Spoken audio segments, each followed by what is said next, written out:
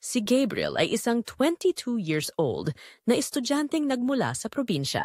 Nang makapasa siya sa isang prestihiyosong universidad sa Maynila, napilitan siyang iwan ang tahimik nilang buhay sa probinsya at manirahan sa bahay ng kanyang mayamang tiyahin, si Tia Lila. Sa unang tingin pa lang, alam na ni Gabriel na hindi ordinaryo ang kanyang titirhan. Pagpasok niya sa malaking bahay na gawa sa marmol at may magagarang chandelier, para siyang nasa ibang mundo. Ang bawat sulok ng bahay ay puno ng mga antigong kasangkapan na animoy galing sa isang museo. Napaka-elegante ng lugar, tila kasing glamoroso ng may-ari nito.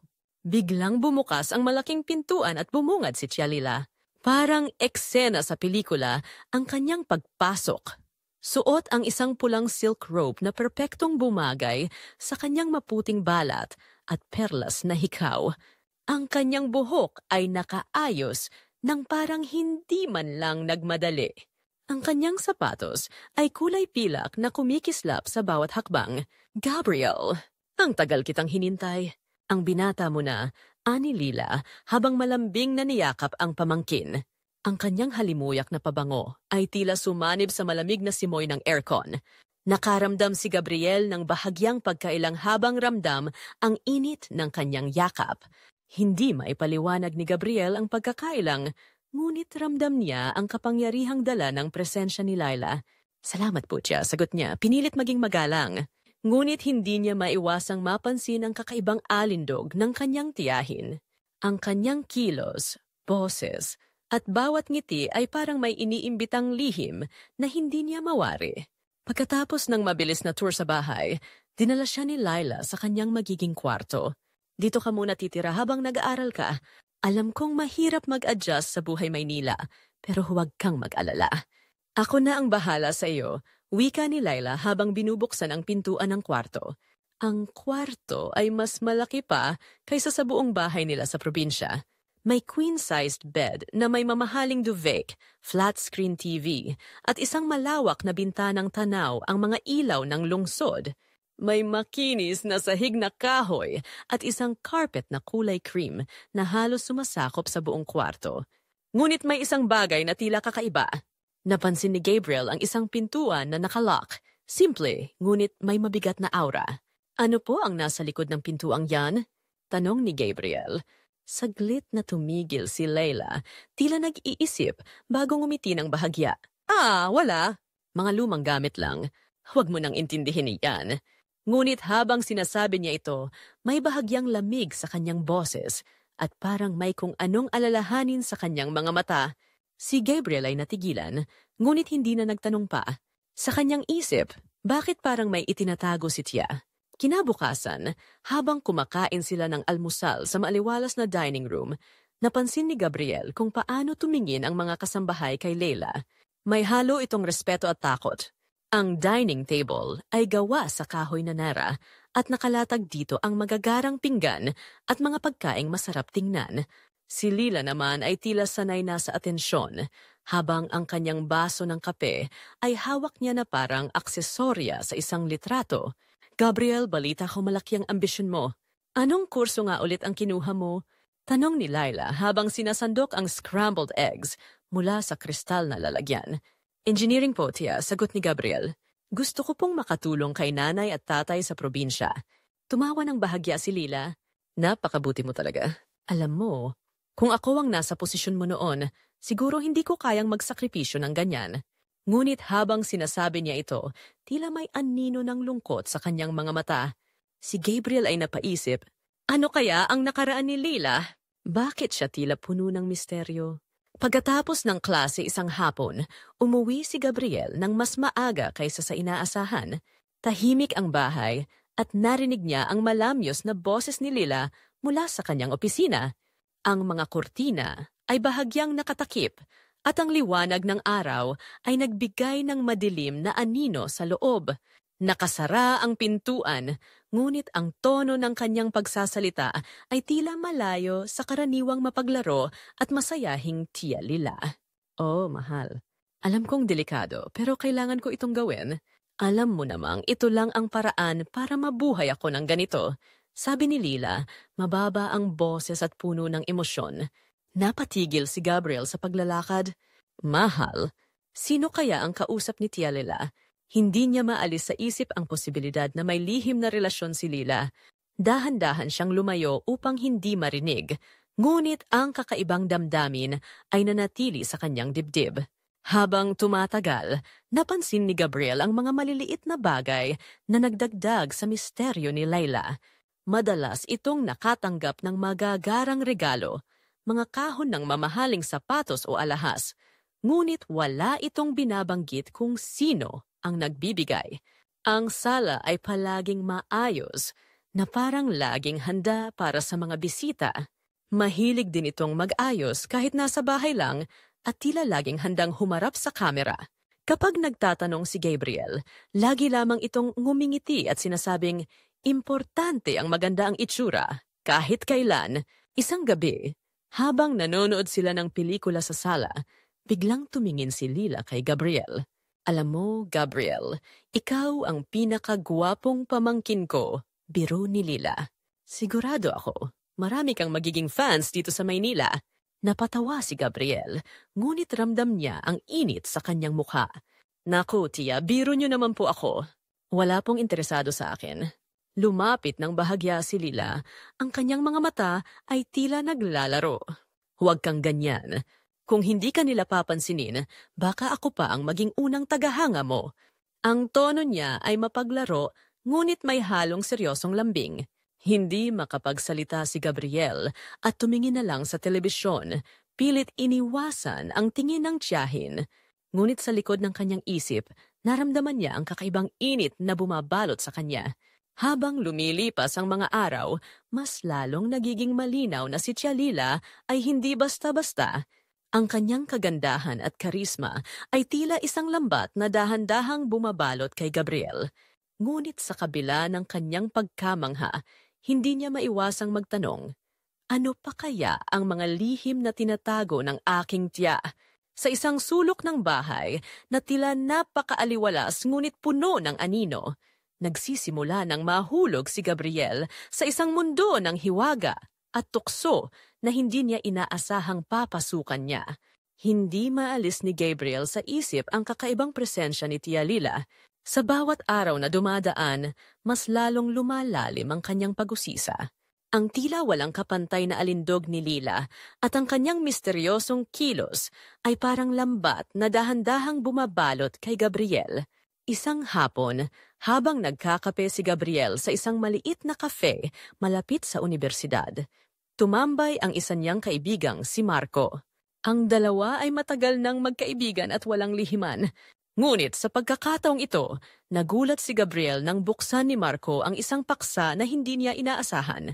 Pare, tingnan mo to, ani Marco habang inilabas ang kanyang telepono at ipinakita ang screen. Sikat na sikat itong content creator na ito sa online. Halos lahat ng forums pinag-uusapan siya. Napatingin si Gabriel at nanlamig ang kanyang katawan nang makita ang mga larawan. Hindi siya maaaring magkamali. Bagamat nakasuot ng maskara at bihis na elegante, ang mga mata, labi at tindig ng babaeng nasa larawan ay walang iba kundi si Tia Lila. Saan mo ito nahanap? Tanong ni Gabriel, pilit itinatago ang kaba sa kanyang boses. Sa isang private group sa social media, kilala siya bilang L. Malupit ang content niya, pare. Pero walang nakakaalam kung sino talaga siya.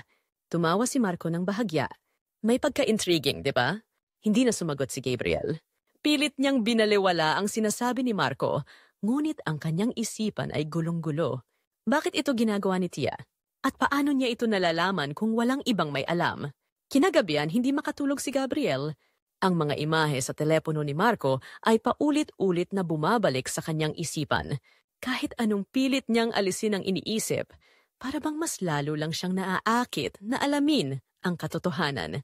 Kinabukasan, habang nag-aaral si Gabriel sa kanyang kwarto, napansin niyang muling dumaan si Lila sa pasilyo. Suot niya ang isang loose na silk robe at naka-heels na tumunog sa sahig na kahoy. Napansin ni Gabriel ang direksyon ng kanyang paglalakad, papunta sa nakalock na pintuan na una niyang napansin noong una siyang dumating sa bahay. Pilit na kinakalma ni Gabriel ang kanyang sarili. Nang marinig niyang bumukas at muling sumara ang pintuan, naghintay siya ng ilang minuto bago bumangon mula sa kanyang upuan. Tahimik niyang nilapitan ang pintuan at sinilip ang ilalim nito, ngunit wala siyang makita. Nang bumalik siya sa kanyang kwarto, mas lumalim ang kanyang pagdududa. Ano ang ginagawa ni Tia doon? Isang gabi, sinamantala ni Gabriel ang pagkakataon nang umalis si Lila upang dumalo sa isang social event. Tahimik niyang binuksan ang pintuan ng tinatawag na storage room gamit ang isang hairpin na nakita niya sa mesa. Sa loob, napatigil siya nang makita ang kakaibang setup ng kwarto. Ang paligid ay napuno ng mga ilaw na parang pang-photography studio. May malaking salamin sa isang gilid, backdrop na kulay pula, at mga props na tila para sa mga sensual na eksena. Sa mesa, may mga mamahaling kagamitan sa camera, tripod, at ilang makeup kits. Ngunit ang mas nakakuha ng kanyang pansin ay ang laptop na nakabukas sa gilid, kung saan makikita ang mga file na may mga pangalan ng video at larawan. Hindi maikakaila ang koneksyon nito sa mga larawan at videos na ipinakita ni Marco. Nanlamig si Gabriel. Parang umikot ang kanyang mundo habang nakatitig sa mga ebidensyang nagpapakita ng lihim na buhay ni Tia Lila. Sa gitna ng kanyang pag-iisip, biglang narinig niya ang tunog ng pintuan. Gabriel? Napatigil si Gabriel at napalingon. Nakatayo si Tia Lila sa pinto. Suot ang isang eleganteng evening dress. Ang kanyang mga mata ay tila naghahanap ng sagot, ngunit sa halip may kakaibang kalmado sa kanyang mukha. Anong ginagawa mo dito? Tanong ni Leila. Ang kanyang boses ay malamig, ngunit hindi galit. Hindi makasagot si Gabriel. Ang kanyang mga labi ay tila natuyo at ang kanyang mga kamay ay nanginginig. Gusto mo bang malaman kung ano talaga ang ginagawa ko? Dagdag ni Leila habang dahan-dahang lumapit sa kanya. Sige, tanungin mo ako, Tia. Ang tanging nasabi ni Gabriel bago siya tumigil. Ngunit sa halip na magalit, ngumiti si Lila at iniabot ang kamay niya papunta sa laptop. Hindi ko ikinakahiya ang ginagawa ko, Gabriel. Ang buhay na ito ang nagbigay sa akin ng kalayaan. Kung hindi dahil dito, hindi ko mabibigay ang marangyang buhay na meron tayo ngayon. Si Gabriel ay tahimik lamang na nakikinig. Sa likod ng kanyang isip, hindi niya maipaliwanag ang nararamdamang halo-halong emosyon. May galit, hiya, at sa isang hindi maipaliwanag na dahilan, paghanga. Pagkatapos ng gabing iyon, tila nag-iba ang dynamics sa pagitan ni na Gabriel at Lila. Mas naging tahimik si Gabriel, ngunit mas naging masinsinan ang kanyang pagtingin sa bawat kilos ng kanyang tiyahin. Si Leila naman ay tila mas nagiging bukas sa kanyang mapanuksong kilos, na parang sinasadya niyang itulak si Gabriel sa mga limitasyon ng kanyang emosyon. Isang gabi, habang nanonood sila ng TV sa sala, napansin ni Gabriel ang paglapit ni Leila. Suot niya ang isang manipis na silk robe at ang kanyang amoy na pabango ay napuno ang kwarto. Gabriel, alam mo bang napakaseryoso mo nitong mga nakaraang araw? Tanong ni Lila habang bahagyang naupo nang mas malapit sa kanya. Hindi kita sanay na ganyan. Wala po, Tia. Busy lang po talaga ako sa schoolwork, sagot niya. Pilit itinatago ang kanyang pagkailang. Napangiti si Lila. Sigurado ka? Baka naman may gusto kang itanong sa akin. O may gusto kang malaman? Hindi sumagot si Gabriel. Sa halip, tumingin siya sa telebisyon. Pilit na iniwas ang kanyang tingin mula kay Lila. Ngunit ramdam niya ang init ng presensya ng kanyang tiyahin na tila lumalapit pa ng lumalapit. Sa ilalim ng malamlam na ilaw ng sala, ang tensyon sa pagitan nila ay tila isang bombang naghihintay na sumabog. Ngunit pareho nilang pinipigilan ang sarili. Lumalakad sa manipis na linya sa pagitan ng tama at mali. Sa mga araw matapos madiskubre ni Gabriel ang lihim na silid, hindi niya mapigilang bumalik sa mga imahe ng kanyang nakita. Ang mga props, ang camera, ang backdrop, lahat ay nag-iwan ng mga tanong sa kanyang isipan. Ngunit sa kabila ng lahat, pinilit niyang magpakaabala sa pag-aaral. Bagamat ang bawat sandali ng katahimikan ay tila may boses na nagtutulak sa kanya upang alamin ang higit pa. Isang gabi, napansin ni Gabriel na bukas muli ang ilaw sa silid. Dahan-dahan siyang lumapit, iniwasan ang anumang tunog na maaaring makakuha ng pansin. Ang pintuan, bahagyang nakaawang, ay nagbigay daan sa kanya upang masilip ang nangyayari sa loob. Ang nakita niya ay nagpatigil ng kanyang paghinga.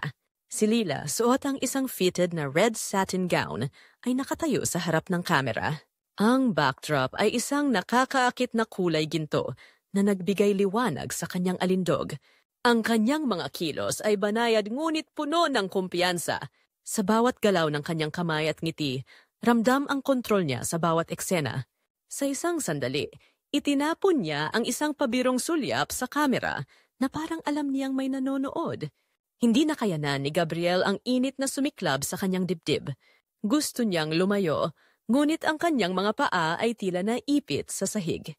Habang patuloy na pinapanood si Lila, ang damdamin niya ay unti-unting naghalo. Paghanga, pagkaakit, at isang malalim na pagkakahiya. Gabriel? Ang malamig na boses ni Lila ay parang isang piraso ng yelo na tumama sa kanya. Napatingin siya at nagtagpo ang kanilang mga mata. Si Lila, bagamat gulat, ay hindi nagpatalo sa kanyang kumpiyansa. Tumigil siya sa kanyang ginagawa at dahan-dahang lumapit sa pinto. Bakit ka nandito? Tanong ni Lila, ang kanyang boses ay mababa, ngunit puno ng autoridad. Hindi makapagsalita si Gabriel. Sa halip, pinilit niyang umiwas ng tingin. Pasensya na, Tia. Hindi ko sinasadya. Ngunit bago pa siya makatapos, pinagbuksan siya ni Lela ng pintuan. Kung nandito ka na rin lang, baka oras na para pag-usapan natin ang dapat mong malaman, ani Lila, habang tinuturo ang upuan malapit sa gilid ng silid. Si Gabriel, bagamat puno ng kaba, ay naupo. Si Lila naman ay tahimik na isinuklob ang isang robe sa kanyang balikat na tila sinadyang ibalik ang kanyang dignidad. Naupo siya sa tapat ni Gabriel, ang kanyang mga mata ay matatag. Alam kong marami kang tanong, panimula ni Lila, at marahil hindi mo maiintindihan ang lahat ng ito kung hindi mo alam ang pinagmulan ko. Hindi sumagot si Gabriel, ngunit ramdam ni Lila ang kanyang pagnanais na marinig ang buong kwento. Huminga siya ng malalim bago magsimula. Nung bata pa ako, pareho tayo, Gabriel. Marami akong pangarap. Ngunit nang pumanaw ang mga magulang ko, kinailangan kong bumangon para sa sarili ko. Wala akong ibang maaasahan. Kaya nang magpunta ako sa Maynila, napilitan akong magtrabaho bilang bartender sa isang all-men's club. Hindi iyon ang buhay na ginusto ko, ngunit iyon lang ang paraan para mabuhay. Habang nagsasalita si Lila, nakita ni Gabriel ang lungkot na bumabalot sa kanyang mga mata. Hindi madali ang trabaho. Araw-araw akong humaharap sa panlalait at panghuhusga. Pero tinanggap ko iyon. Sa club, natutunan kong gamitin ang sarili kong lakas, ang aking alindog, para makuha ang respeto at kumpiyansa ng iba. Ginamit ko yun para makaipon, para makalaya. Pero Tia, bakit kayo nagpatuloy? Tanong ni Gabriel, ang kanyang boses ay puno ng pagdududa. Hindi niyo ba naisip na maaari kayong maghanap ng ibang landas? Napangiti si Lila, ngunit ang kanyang ngiti ay puno ng hinanakit. Gabriel, hindi ganon kasimple ang buhay. Nang makaalis ako sa club, sinubukan kong magtayo ng negosyo. Pero saan ako tinanggap? Sa lipunang ito, kapag nalaman nila ang iyong nakaraan, isa ka na lang estadistika ng kahinaan. Kaya nang sinimulan ko ang content creation, dito ko naramdaman ang kalayaan. Ako ang may control. Ako ang gumagawa ng aking kwento. Pero Tia, sabi ni Gabriel, paano kung malaman ito ng pamilya natin? Hindi niyo ba iniisip ang epekto nito sa kanila? Sa akin? Tumayo si Leila at lumapit sa kanya. Hinawakan ang balikat ni Gabriel. Ang kanyang boses ay puno ng sinseridad habang tinitigan siya sa mata. Gabriel, ginagawa ko ito hindi para saktan kayo. Ginagawa ko ito dahil ito ang paraan ko para mabuhay at maging malaya. Hindi mo kailangang sang-ayunan ang mga desisyon ko, pero sana'y maintindihan mo kung bakit ko ito pinili. Sa sandaling iyon, ramdam ni Gabriel ang bigat ng mga salita ng kanyang tiyahin. Ngunit kasabay nito, hindi niya maialis ang sariling pagkakahiya at pagkalito. Sa likod ng kanyang isip, naramdaman niya ang halo-halong damdamin, paghanga sa katatagan ni Laila, ngunit hindi maikakailang may bahid din ng pagkabahala. Habang nananatili silang magkalapit, tila lalong bumibigat ang tensyon sa pagitan nila. Ang kanilang mga mata ay nagtagpo, puno ng mga damdaming hindi maipaliwanag. Sa kabila ng lahat, naramdaman ni Gabriel ang respeto at paghanga sa tiyahin. Si Lila naman, bagamat matapang sa panlabas, ay nakaramdam ng bahagyang panghihinayang sa landas na kanyang tinahak. "Tia," sabi ni Gabriel sa mababang boses, "hindi ko alam kung paano harapin ito.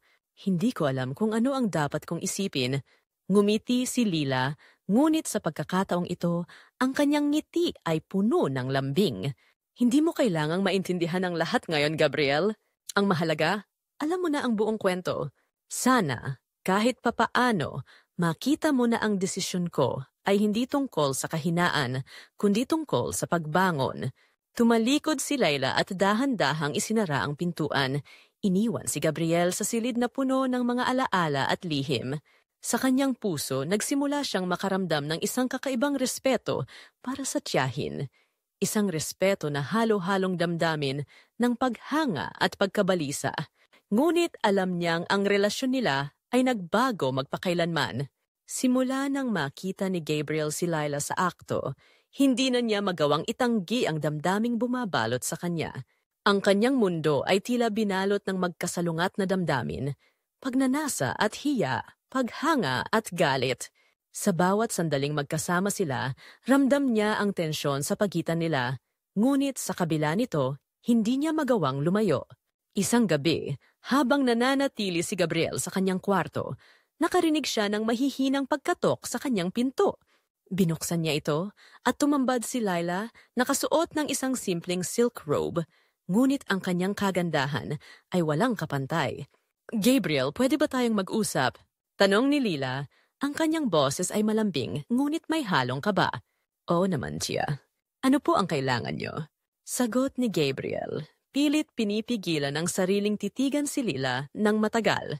Pumasok si Layla at naupo sa gilid ng kama.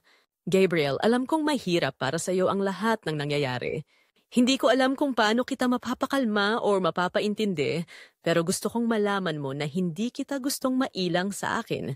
Ngunit sa halip na sumagot, lumapit si Gabriel, dahan-dahang umupo sa tabi niya. "Hindi ko alam kung ano ang dapat kong maramdaman, tiya. Pero isang bagay ang sigurado ako. Hindi ko kayang itanggi kung paano mo ako naapektuhan." Nagtagpo ang kanilang mga mata, at sa pagkakataong ito, walang sino man sa kanila ang umiwas. Dahan-dahan, lumapit si Gabriel, at sa unang pagkakataon, hinayaan nilang parehong mahulog sa kanilang damdamin. Ang kanilang halik ay puno ng tensyon at damdaming matagal ng kinikimkim. Si Lila, bagamat nag-atubili sa simula, ay tuluyang nagpaubaya. Ang gabing iyon ay naging simula ng kanilang lihim na pagsasama. Sa bawat sandaling magkasama sila, lalong lumalalim ang kanilang koneksyon. Ngunit habang lumalapit sila sa isa't isa, mas lalong bumibigat ang bigat ng kanilang sitwasyon. Ang mga sumunod na araw ay tila naging masalimuot para kay Gabriel. Bagamat ramdam niya ang kaligayahan tuwing kasama si Lila, hindi niya maiwasang makaramdam ng guilt. Ang kanyang isipan ay punong-puno ng tanong, paano kung malaman ng pamilya? Paano kung masira ang lahat? Samantala, si Layla ay tila mas nagiging tahimik. Ang kanyang mapanuksong kilos ay napalitan ng mas malalalim na tingin at mas banayad na galaw. Ramdam ni Gabriel ang pagbabago, ngunit hindi niya magawang tanungin ito ng direkta.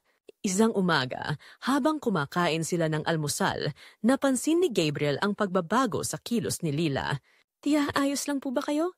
tanong niya. Pilit na hinahanap ang tamang tono ng kanyang boses. Ngumiti si Lila, ngunit ang kanyang ngiti ay tila puno ng bigat. "Ayos lang ako, Gabriel. May iniisip lang ako." Hindi na siya nagtanong pa, ngunit ramdam niya ang alon ng tensyon sa pagitan nila. Ang katahimikan ay tuluyang nabasag ng isang hindi inaasahang bisita ang dumating sa bahay. Si Regina, isang malayong kamag-anak na kilala sa pagiging tsismosa, ay biglang nagpakita. Habang nagkakape sila sa sala, biglang inilabas ni Regina ang kanyang telepono at ipinakita ang isang screenshot. "Lila, alam mo ba kung sino ito?" tanong ni Regina. Ang kanyang tono ay puno ng intriga.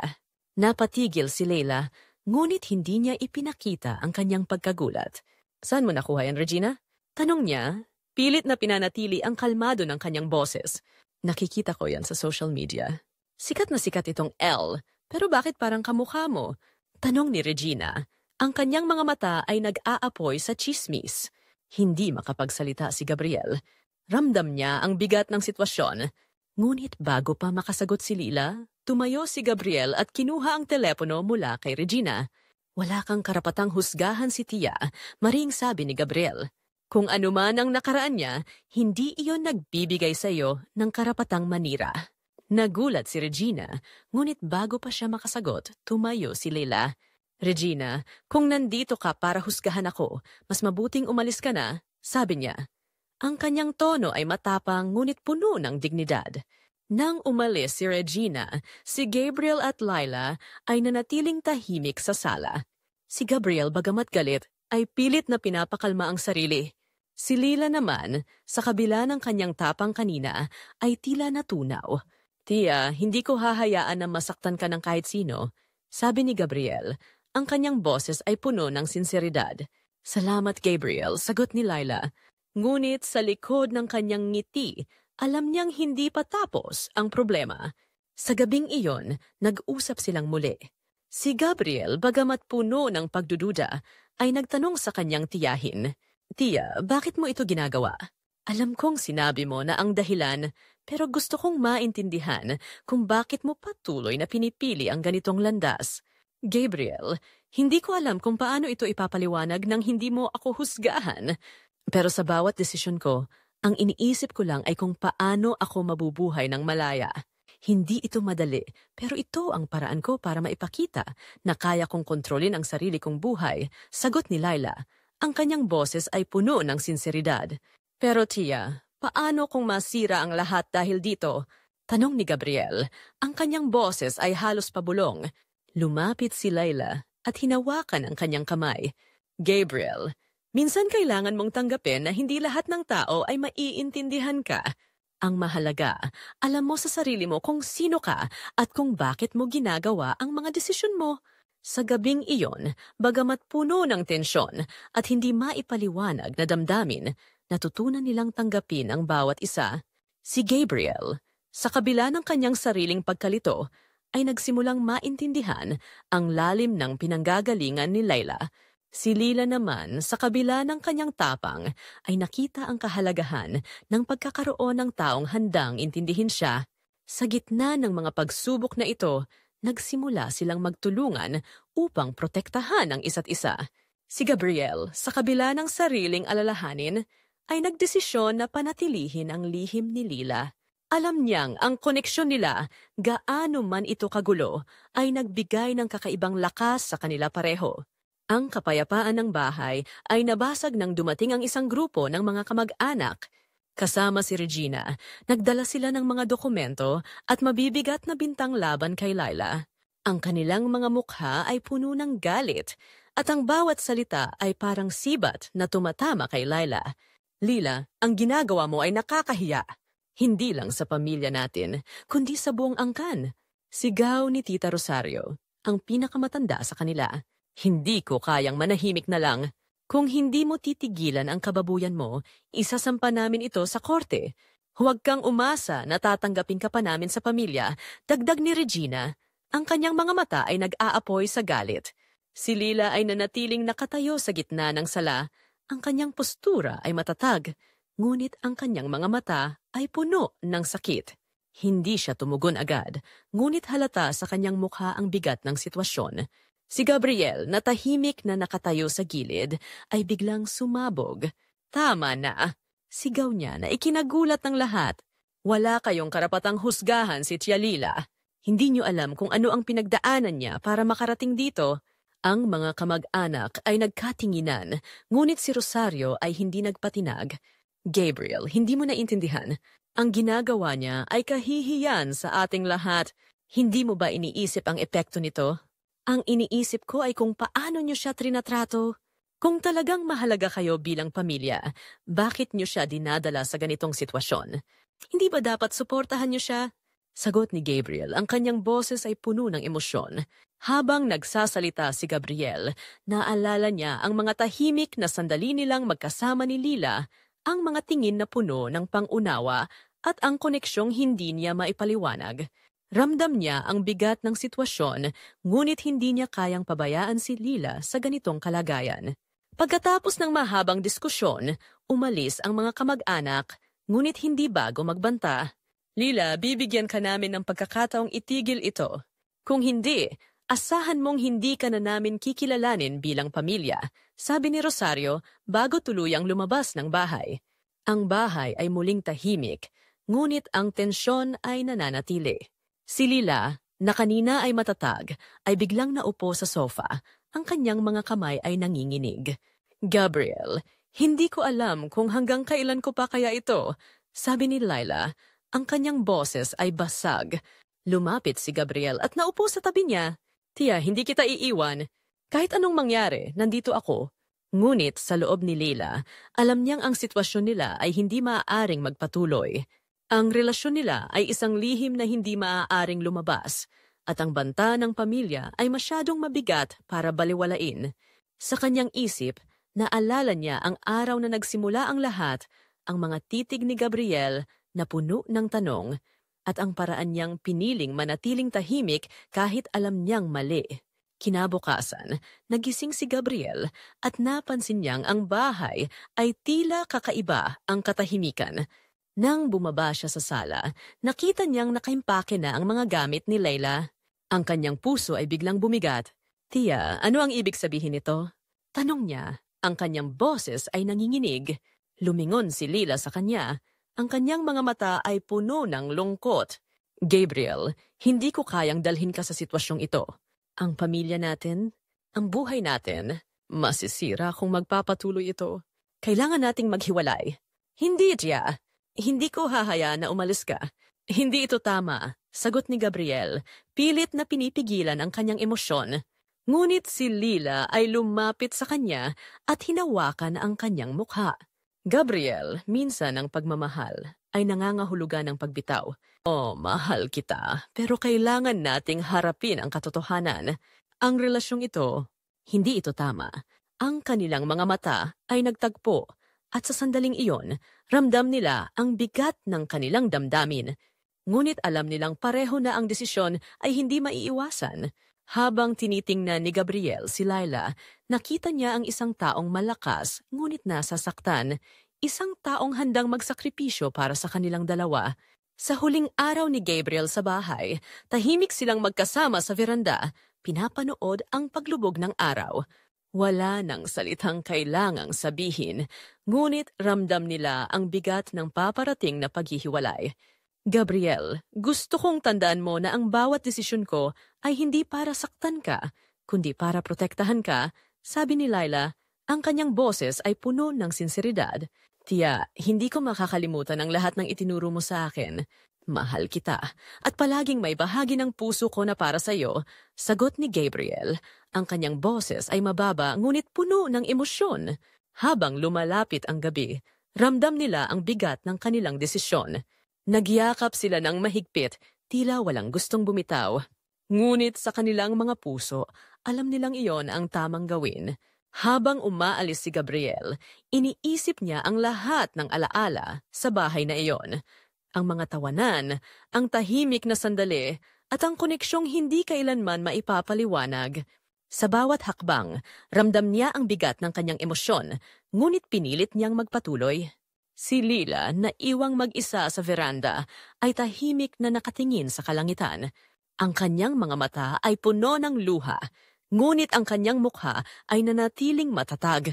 Sa kabila ng lahat, alam niyang ang desisyon nilang maghiwalay ay ang pinakamabuting bagay para sa kanila pareho.